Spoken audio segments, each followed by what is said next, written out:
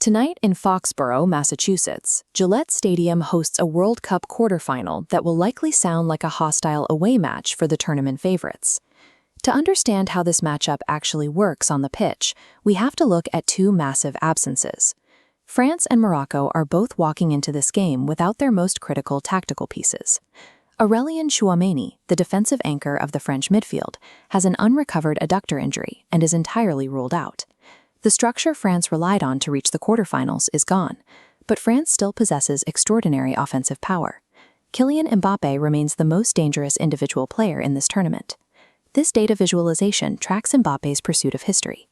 He currently sits at 19 career World Cup goals.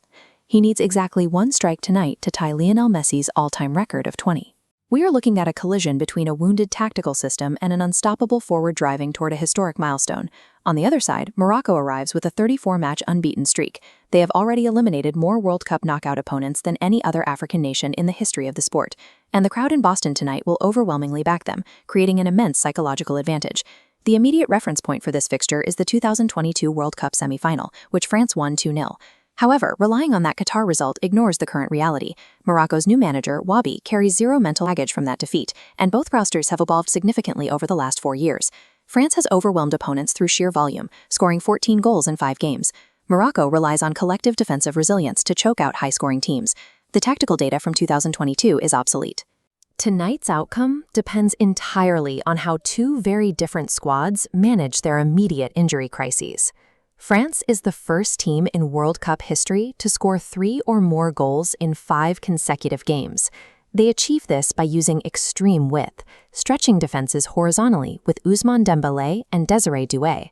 This pitch map illustrates exactly how they balance that aggressive attack.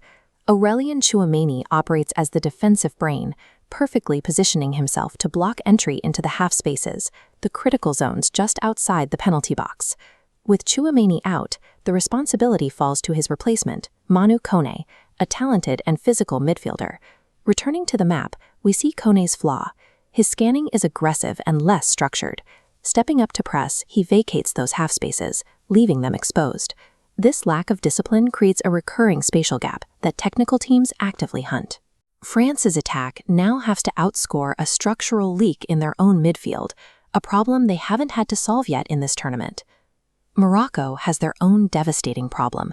Ismail Saibari, their top scorer, and the man who won the shootout against the Netherlands, is completely ruled out with injury. The creative burden now shifts entirely to Brahim Diaz, who holds the record for most assists by an African player at a single World Cup.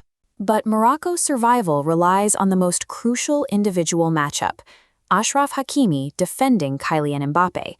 This is a psychological chess match between two Paris Saint-Germain teammates who train against each other every single day. Hakimi intimately understands Mbappe's mechanics. He anticipates the dummy step, knows his preferred striking foot, and recognizes the diagonal cut. If Hakimi leverages that intimate knowledge to neutralize Mbappé, he buys Morocco's depleted offense the time they need to operate without Saibari.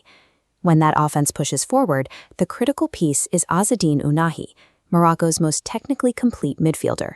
This diagram shows why he's the exact profile needed tonight.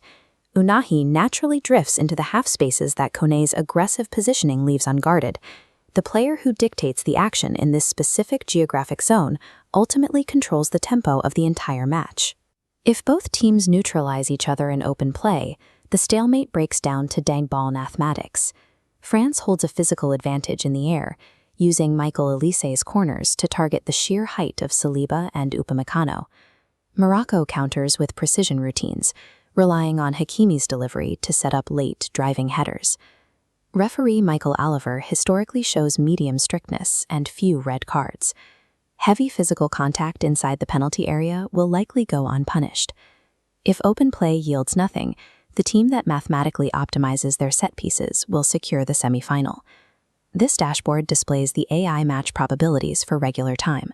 France 55%, a draw 23%, and Morocco 22%. Factoring in all outcomes, the combined qualification metric gives France a 68% chance to advance. Comparing all quarterfinal matches, the most striking anomaly is here. The model assigns a massive 26% probability this match goes to extra time, predicting France's raw talent gets bogged down by Morocco's collective defense. The model respects France's higher individual ceiling, but it clearly anticipates a grueling stalemate that will test every inch of their depth. When we combine these tactical vulnerabilities with the probabilistic modeling, the AI's highest probability outcome is a tight 2-1 victory for France. Because of the structural gap in France's midfield, the model finds a high likelihood of Morocco opening the score early through Sofiane Rahimi, capitalizing on a lack of scanning from Manu Kone. However, given France's scoring volume, averaging nearly 3 goals per game, their high shot count statistically favors an equalizer from Kylian Mbappé, tying him with Lionel Messi. The model expects the tie to be broken by sustained French pressure. With referee Michael Oliver averaging a penalty every 4 matches, France's late attacking volume suggests a dead ball situation will eventually decide the outcome. France has the individual firepower to patch over their structural midfield gaps, but Morocco has the resilience to push them to their tactical limits. One ticket to Dallas remains. Tomorrow, the other side is decided. Spain takes on Belgium in LA. Lamine Yamal faces Kevin De Bruyne.